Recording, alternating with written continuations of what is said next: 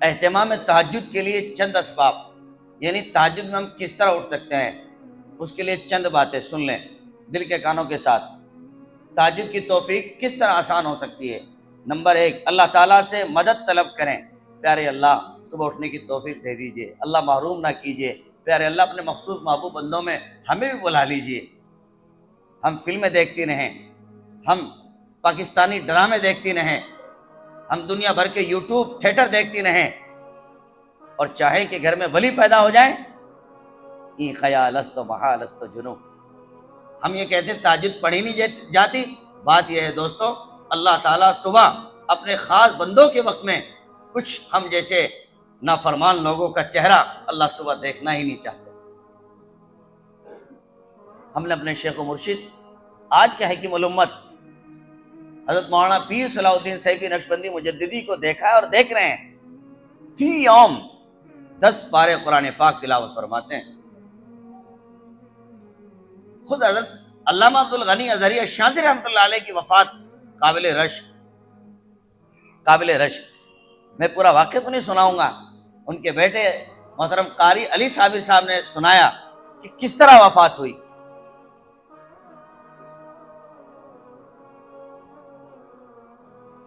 سیدنا امام یوسف رحمۃ اللہ علیہ تقریباً 100 رکعت پڑھا کرتے تھے، اور یہ سارے لوگ عبادت میں بہت آگے بڑھے ہوئے تھے، سب طرح کی عبادت، نماز الگ، نوافل الگ، جی قرآن پاک کی تلاوت الگ۔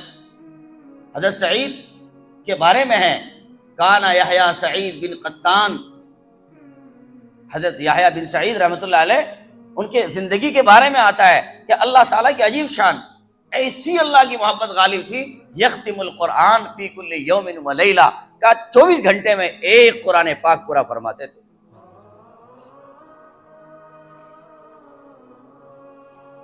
کس طرح منہ دکھائیں، 24 گھنٹے میں ایک قرآن پورا فرماتے تھے، اور ہمارا حال یہ ہے کہ 24 گھنٹے میں ایک پارہ بھی نہیں ہوتا، ایک پارے کو مشکل سمجھتے ہیں۔ اللہ تعالی ہمیں توفیق عطا فرما دے۔ حضرت عمر رضی اللہ تعالیٰ کے بارے میں آیا کہ کانا یمر بالآیہ من ورده باللیل، کہ رات کے وقت میں جب وہ قرآن پاک کی آیت پڑھتے تھے نا، تو قرآن پاک کی ایک آیت پہ پہنچے، اتنا اللہ سے لو لگائی کہ فیسقط، اتنا روئے کہ چکرا کے گر گئے، اور جب ان کو اٹھایا گیا واپس تو ان کی کیفیت ایسی ہو گئی جیسے بیمار کی ہوتی۔ میرے بھائیوں، اللہ ہمیں جذبات عطا فرما دے۔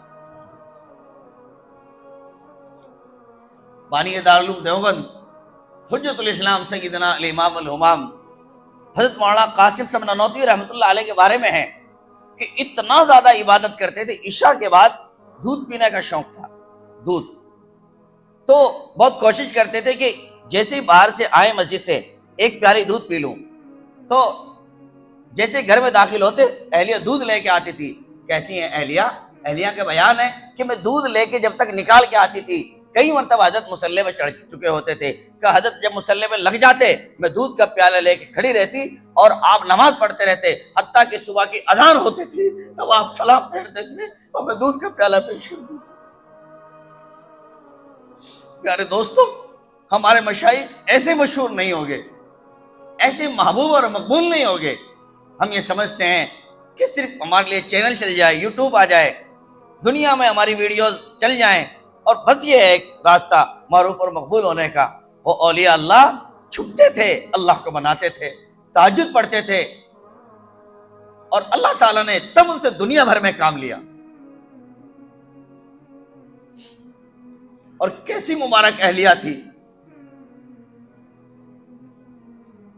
اہلیہ بھی ایسی نہیں تھی، پوری رات خود بھی عبادت کرتی تھی۔ آپ کیا سمجھتے ہیں خالی پیالے لے کے ویسی رہی؟ ظاہر بات ہے پیالہ برابر میں رکھا ہوگا، خود بھی عبادت کی ہوگی، پھر بھی خود بھی تلاوت کی ہوگی۔ کس قدر شغف تھا کہ دونوں آدمی مصلی پہ رہ گئے اور صبح کی اذان ہو گئی۔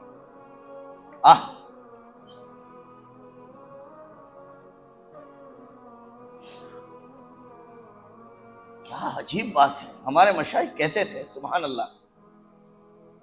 اولئک آبائی، یہ ہمارے آباء و اجداد ہیں، یہ ہمارے مشائخ ہیں، ایک ہم اور آپ ہیں۔ قطب ارشاد حضرت مولانا رشید احمد گنگوئی رحمۃ اللہ علیہ کے بارے میں ہے، جب آپ کی تقریباً 70 پلس عمر تھی، قرآن پاک کی تلاوت میں ایسا مصروف ہوتے تھے، آپ کی زندگی کے بارے میں جب آپ تلاوت میں لگتے کہ جسم کانپتا، آنسو بہتے، آواز رک جاتی، رقت طاری رہتی، اور اللہ سے ایسی لو لگاتے کہ خشیت غالب ہو جاتی، اور مغرب کے بعد بھی جب اوابین پڑھتے تو 20 رکعت اوابین ادا فرماتے تھے، اور باوجود اس کے کہ جسم کانپتا تھا، چلا نہیں جاتا تھا، فرمایا کوئی رکعت بھی بیٹھ کر پڑھنا پسند نہیں فرماتے تھے، ساری رکعت کھڑے ہو کے ادا فرمایا کرتے تھے۔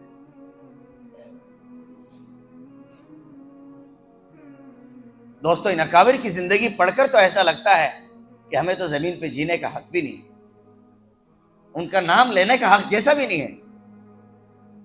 کہاں وہ اور دوستو کہاں ہم زمین کا بول۔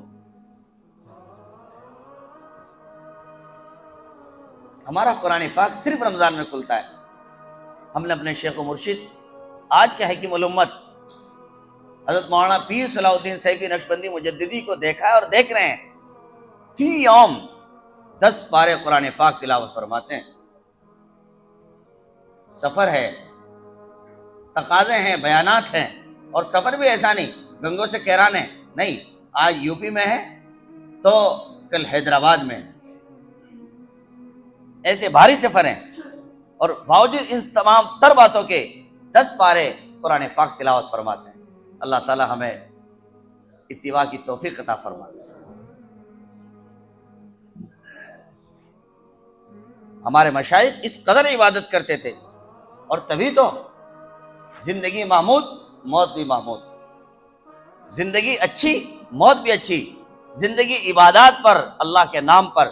موت جب آتی تھی تو کیسی آتی تھی؟ وہ بھی اللہ کے نام والی موت آتی تھی۔ ہم نے اپنے محسن حضرت علامہ عبدالغنی ازہری الشاذی رحمۃ اللہ علیہ سے سنا، اپنے استاد شیخ التفسیر حضرت مولانا احمد علی لاہوری رحمۃ اللہ علیہ کا واقعہ سنایا کرتے تھے کہ میرے استاد حضرت مولانا احمد علی لاہوری صاحب کشف تھے، اللہ تعالیٰ نے دل کی دولت بڑی مضبوط عطا فرمائی تھی، اللہ تعالیٰ کے محبوب مخصوص بندے تھے۔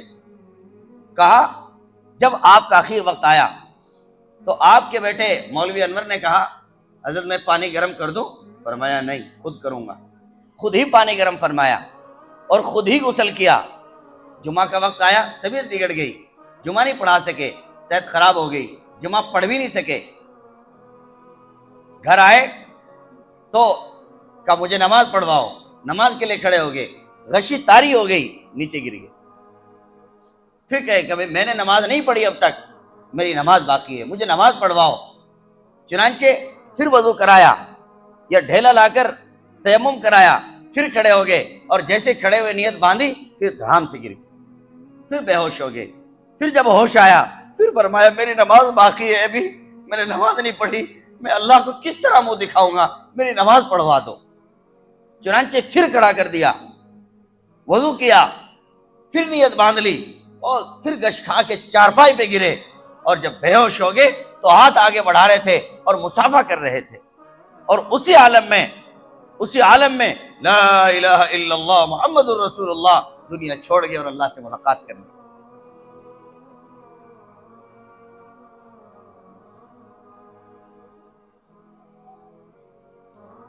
خود حضرت علامہ عبدالغنی ازہری الشاذی رحمۃ اللہ علیہ کی وفات قابل رشک۔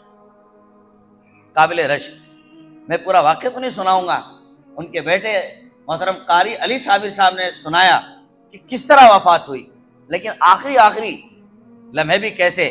ہاسپٹل کی زندگی ہے، سہارنپور میں ایڈمٹ ہیں، آنے والے جانے والے جا رہے ہیں، نلکی پڑی ہوئی ہے، جو آج کل کا رواج ہے، نلکی پڑی ہوئی ہے، بے ہوش ہو جاتے ہیں، ہوش آتا ہے تو بیٹھ گئے۔ کہا یہ سب کیا ہے؟ حضرت آپ بیمار ہیں۔ کہا نکالو اس کو۔ نکلوایا، کہا میرا وضو کراؤ۔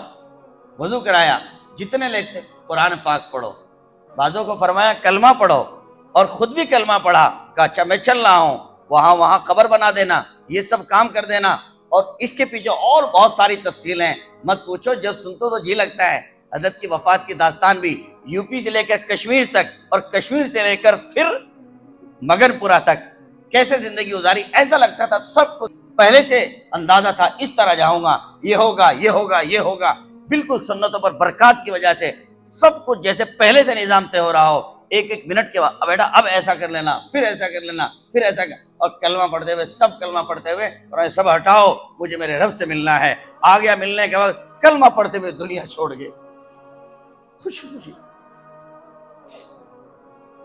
سہارنپور میں حضرت مولانا شاہ عبد الرحیم صاحب ولایتی بڑے عظیم اللہ والے تھے، جب وفات کا وقت قریب آیا اللہ کی جانب متوجہ ہو گئے، گھر کی عورت نے کہا اے آپ کی پوتی آپ سے ناراض ہے، تو متوجہ نہیں ہوئے، پوتی محبت کرتی تھی، حضرت متوجہ نہیں ہوئے، تو پوتی نے کہا میں کٹی کر لی آپ سے، میں آپ سے ملنا نہیں چاہتی، میں آج کے بعد آپ سے نہیں ملوں، کٹو کر لی میں نے، آپ میری بات پہ آواز ہی نہیں بولنے دادا ابو، اور کمرے میں چلے گئی ادھر اور جا کر رونے لگی، بہت روئی بہت روئی۔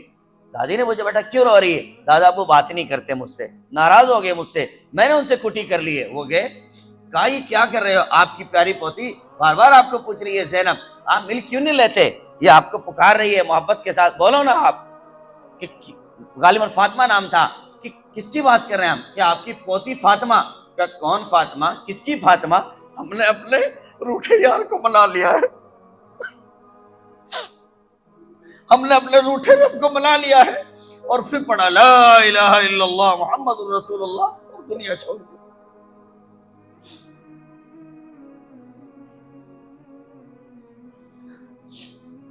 دوست ہم بہت دور کھڑے ہیں، وہ بہت قریب تھے اللہ کے، ہم بہت دور کھڑے ہیں،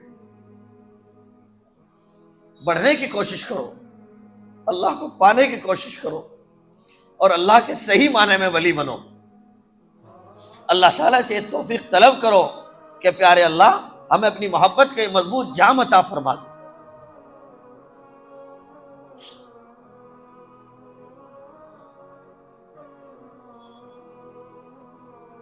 بغداد کے خلیفہ کی والدہ بولی، کہا بیٹا تمہاری حکومت کا زوال ہے، کہا امی کیوں، کس نے بتایا؟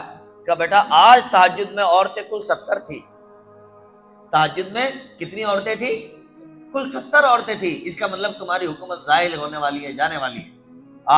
آج غور کریں، 70 تو ہمارے ہاں فرض صبح کے فجر میں نہیں ہوتی، وہاں تہجد میں 70 بنی تو فرمایا حکومت جانے والی ہے، جہاں فرض نہ ہو وہاں حکومت کی طمع کرنے والے اور حکومت کے خواب دیکھنے والے اور اپنی طاقت اور قوت کے خواب دیکھنے والے احمقوں کی دنیا میں رہتے ہیں۔ پیارے دوستوں، کیا ذرا سی بات، اور کسی سے کوئی اختلاف نہیں، صرف آئی لو محمد، دنیا کو اسی پر درد ہے، ہم اپنے پیارے نبی سے محبت کا اظہار بھی نہ کر سکے۔ اگر ہم چاہتے ہیں اقتدار حاصل ہو، حکومت اور طاقت حاصل ہو، تو صبح کا سویرا گم نہ کرو، بلکہ صبح اٹھنا کا ابتدا کر دو کہ انشاءاللہ ہم صبح اٹھیں گے، اپنے مالک کو منائیں گے انشاءاللہ تعالی، پھر اگلا وقت تمہارا ہوگا۔ شیخ محمد بن حسین بغدادی خود بھی ولی تھے، مکہ معظمہ میں حج کے لیے گئے، وہاں ایک باندی لونڈی بک رہی تھی، کوئی لینے والا نہیں تھا، ہڈیوں کا ڈھانچہ تھی، کمزور تھی، ڈیلی دیکھتے تھے کوئی خریدتا ہی نہیں ہے، وہ خود ان کے دل میں نیکی کا جذبہ تھا، نیک تھے، آگے بڑھے، کہا بھئی آپ کیا ہو، بکی نہیں؟ کہا یہ بہت کمزور ہے، کوئی لیتا ہی نہیں ہے، کہا مجھے دے دو، کہا میں اسے لے آیا، خدمت کی، شام کے وقت میں بولی اے میرے چھوٹے آقا، شام کے وقت بولی اے میرے چھوٹے آقا، کہ فرماؤ کہ آپ کا بھی کوئی آقا ہے جیسے میرے آپ آقا ہیں؟ کہ میرے پیروں کے نیچے کی زمین نکلی، کہ جیسے میں اپنے آقا کی مانتی ہوں، آپ کی ہر بات مانتی ہوں، تو تمہارا بھی کوئی آقا ہے اور تم بھی کسی کی بات مانتے ہو؟ کہ میرے پیروں کے نیچے کی زمین نکل گئی، کہ مجھ سے باتیں کی اور پوچھا مجھ سے آپ کس شہر کے رہنے والے ہیں؟ میں کہا میں عراق کا، کہ عراق کے تو 2 حصے ہیں، کون سے حصے کے ہو؟ کہ فلاں کے۔ اچھا وہ تو ولیوں کا شہر ہے، وہ تو ولیوں کا شہر ہے۔ کہا بیٹا آپ تو بند کمرے میں رہتی ہیں اور ویسے بھی باندھی ہیں، آپ کو کیا پتا؟ فرمایا مجھے سب پتا ہے۔ کہا کسی کو جانتی ہو ہمارے اس شہر میں؟ جانتی ہو کسی کو؟ کہا میں سارے زاہدوں اور عابدوں کو جانتی ہوں۔ کہ کسی ایک کا نام بتائیں۔ فرمایا میں مالک بن دینار کو جانتی ہوں، بشر حافی کو جانتی ہوں، صالح کو جانتی ہوں، حضرت معروف کرخی کو جانتی ہوں، محمد بن حسین کو جانتی ہوں، رابعہ ادبیہ کو جانتی ہوں، شاوانہ کو جانتی ہوں، میمونوں کو جانتی ہوں۔ فرمایا سب وقت کے ولی ہیں، تمہارا کیا لینے دینا ان سب لوگوں سے؟ کہ میں سب کو جانتی ہوں، سب اللہ کے بڑے عابد اور زاہد لوگ ہیں۔ کہا محمد بن حسین سے ملنے کی تمنا ہے؟ فرمایا بیٹا میں ہی محمد بن حسین ہوں، میں ہی محمد بن حسین ہوں۔ تمہارا چرچا سنا تھا کہ تم بڑی عبادت کرتے ہو، اللہ کو بڑے بناتے ہو، اللہ نے آپ سے ملاقات کرا دی، پھر تو آپ سارا منظر جانتے ہی ہوں گے۔ پتہ لگا آقا بھی عبادت کرنے والا تھا اور غلام بھی عبادت کرنے والے تھے۔ پھر کہا میں آپ کے قرآن پاک کے تذکرے سنا آپ اچھی تلاوت کرتے ہیں، اچھے قاری ہیں، کہ جی کا سناؤ۔ ایک باندھی آقا سے کہہ رہی ہے شام کے وقت کے سناؤ۔ محمد بن حسین کہتے ہیں کہ میں نے پڑھنا شروع کیا بسم اللہ الرحمن الرحیم، کہ جیسے میں نے بسم اللہ الرحمن الرحیم کی تلاوت کری وہ بچی نے چیخ ماری اور کہا اللہ، اور بے ہوش ہو کے گر گئی۔ کہ میں چپ ہوا، تھوڑی دیر کے بعد ہوش آیا۔ فرمایا آپ چپ ہو گئے، قرآن سناؤ نا آگے مالک کا۔ کہ آپ کی کیفیت تو یہ ہے۔ فرمایا اس احکم الحاکمین کا کلام ہے، میں سننے کی طاقت نہیں رکھتی۔ میرے بھائیوں کیسے کیسے لوگ تھے، ہم تو کہتے ہیں ہمیں تہجد نصیب نہیں۔ اس زمانے میں لوگ اگر ایک رات کی تہجد نکل گئی، ایک رات کی تہجد نکل گئی، تمیم داری کے بارے میں آیا صرف ایک رات تہجد چھٹی، سزا کے طور پر 1 سال سونا چھوڑ دیا۔ کتنے سال؟ پورا 1 سال۔ کہ ایک رات نفس نے مجھے سلا دیا تھا، اس کی پاداش میں اور سزا کے طور پر میں 1 سال تک اب سونے والا نہیں۔ ہند بن عوف کے بارے میں آیا کہ ایک رات ان کی تہجد چھٹی، فحلف اللہ ینام بعدها علی فراشی ابدا۔ ایک رات تہجد چھڑنے پر حلف، قسم کھائی۔ کیا قسم کھائی؟ کہ آج کے بعد کبھی بستر پر زندگی بھر نہیں سوؤں گا، اور رہتی زندگی تک پھر کبھی بستر پر نہیں سوئے، مراقبے میں سو لیتے تھے۔ آج ہم کہتے ہیں مراقبے کا موقع ہی نہیں ہے، توفیق ہی نہیں ہے۔ کیا لوگ تھے۔ پس پردہ میری مائیں بہنیں بھی اپنا قیمتی وقت لے کے آتی ہیں، دل کے کانوں سے سنیں۔ حضرت رابعہ بصریہ کا نام سنا ہوگا۔ رات کے وقت میں رابعہ ہوتی، رب ہوتا، مصلی ہوتا، اور پوری رات مصلی پہ گزار دیا کرتی تھی۔ ان کے بارے میں آیا 1000 رکعت نفلیں پڑھتی تھی۔ کتنی؟ 1000 رکعت۔ حضرت میمونہ سودا کی عبادت بڑی مشہور تھی۔ ایک مرتبہ حضرت عبد الواحد جنتی روح، انہوں نے اللہ سے دعا کی پیارے رب جنت میں جو میرے ساتھ رہے گا، میرا جو پڑوسی ہوگا، مجھے اس کو دکھا دو۔ تو اللہ نے دعا قبول فرمائی اور ان کو بتایا کہ جنت میں تمہاری پڑوسن میمونہ سودا ہوگی۔ کہ کہاں رہتی ہے؟ کہ فلاں مقام پر۔ وہاں پہنچے، پوچھا میمونہ کہاں ہے؟ کہ وہ تو بکریاں چرانے جنگل گئی۔ کہا میں جنگل پہنچا۔ میں گھنے جنگل میں جب پہنچا تو میں نے دیکھا کہ بکریاں چر رہی ہیں اور برابر میں بھیڑیے بھی کھڑے ہوئے ہیں، دونوں ایک ساتھ ملے ہوئے ہیں۔ لیکن عجیب بات، بھیڑیے بکریوں کو کھاتے نہیں، بلکہ بھیڑیے ان کی حفاظت میں کھڑے ہوئے ہیں۔ اور جو اس کو دیکھا میمونہ کہاں ہے؟ کہ میمونہ نے مصلی پر نیت باندھ رکھی تھی۔ سلام پھری، میں قریب گیا، میں نے پوچھا کیا حال ہے؟ فرمایا عبد الواحد یہاں کیسے آئے ہو؟ ملنا تو جنت میں ہے، یہاں کیوں آئے ہو؟ عبد الواحد کہتے ہیں کہ میرے پیروں کی زمین نکل گئی، یہ بندی میرا نام کیسے جانتی ہے؟ فرمایا ملنے کی جگہ جنت میں ہے، یہاں کیوں میرا وقت ضائع کرتے ہو؟ کہا ایک بات بتا دو، ایک راز بتا دو، یہ تمہارے بھیڑی اور بکریاں ایک ساتھ کیسے چرتے ہیں؟ بھیڑیے تو بکریوں کے دشمن ہیں، فرمایا میں نے اپنے اللہ سے صلح کر لی ہے، میرے بکری اور بھیڑیوں نے آپس میں صلح کر لی۔ دوستو آج ہم حالات کا رونا روتے ہیں، قرض کا، مرض کا، دکھ کا، حکومت کا۔ سچی بات یہ ہے کہ آج ہم نے اپنے مالک کو اٹھا دیا ہے، ایک رب کو ناراض کر دیا ہے، اس لیے طرح طرح کے جھوٹے خدا ہم پر مسلط ہو گئے۔ اللہ تعالیٰ ہمیں صحیح معنی میں اپنا بندہ بننے کی توفیق عطا فرما دے۔ کیا عجیب لوگ تھے میرے بھائیوں، میں سمجھتا ہوں اس سب کے بعد آج ہم طے کر کے اٹھیں کہ انشاءاللہ ہمیں اخیر پیر میں سونا نہیں ہے،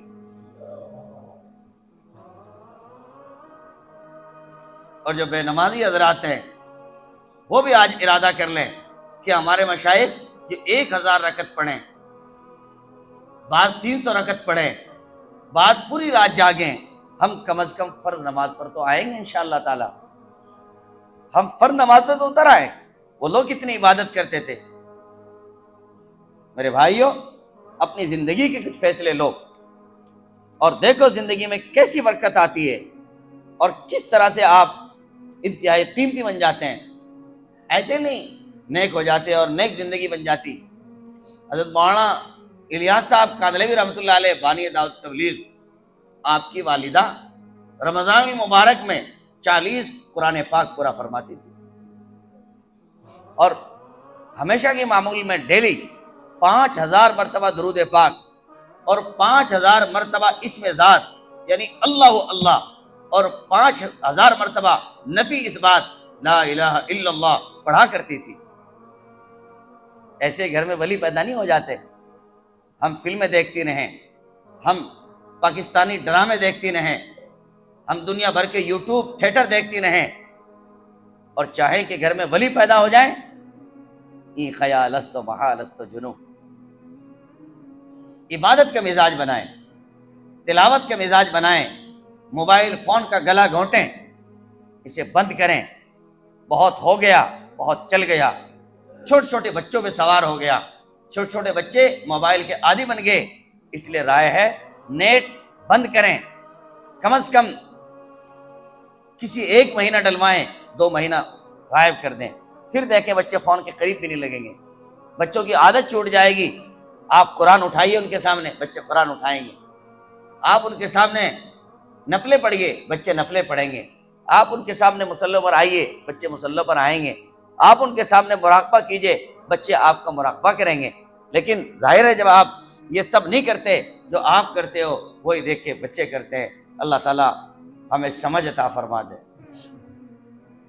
اہتمام تہجد کے لیے چند اسباب، یعنی تہجد میں ہم کس طرح اٹھ سکتے ہیں، اس کے لیے چند باتیں سن لیں دل کے کانوں کے ساتھ۔ تہجد کی توفیق کس طرح آسان ہو سکتی ہے؟ نمبر 1، اللہ تعالیٰ سے مدد طلب کریں۔ پیارے اللہ صبح اٹھنے کی توفیق دے دیجئے، اللہ محروم نہ کیجئے۔ پیارے اللہ اپنے مخصوص محبوب بندوں میں ہمیں بھی بلا لیجئے۔ ہم یہ کہتے ہیں تہجد پڑھی نہیں جاتی، بات یہ ہے دوستو، اللہ تعالیٰ صبح اپنے خاص بندوں کے وقت میں کچھ ہم جیسے نافرمان لوگوں کا چہرہ اللہ صبح دیکھنا ہی نہیں چاہتے۔ نمبر 2، عقائد و نظریات کو درست کریں۔ نمبر 3، محبت الہی اور تعلق مع اللہ پیدا کریں، چونکہ جس بندے کو جس چیز سے محبت ہوتی ہے اس کی یاد میں جاگنا بھی آسان ہو جاتا ہے۔ نمبر 4، محبت رسول و اطاعت رسول صلی اللہ علیہ وسلم لازم کریں۔ نمبر 5، خشیت الہی کا استحضار کریں۔ اللہ تعالیٰ کا جب خوف ہوگا تو خود بخود آنکھ اچھالے گی۔ اور نمبر 6، دل کو باطنی امراض سے پاک کریں۔ باطنی امراض، کبر اور تعلی اور دوسرے امراض اس طرح کے جو ہیں، طمع، حسد۔ نمبر 7، زیادہ کھانے سے احتیاط برتیں۔ رات کو چلتا ہے ہمارا ہوٹل کا کھانا دیر تک، جب پیٹ بھر جاتا ہے دیر تک جاگ کے پھر صبح اٹھنا مشکل۔ نمبر 8، قیام اللیل کا پکا ارادہ کریں، یعنی تہجد پڑھنے کا مضبوط ارادہ لے کے سوئیں۔ نمبر 9، الارم لگائیں۔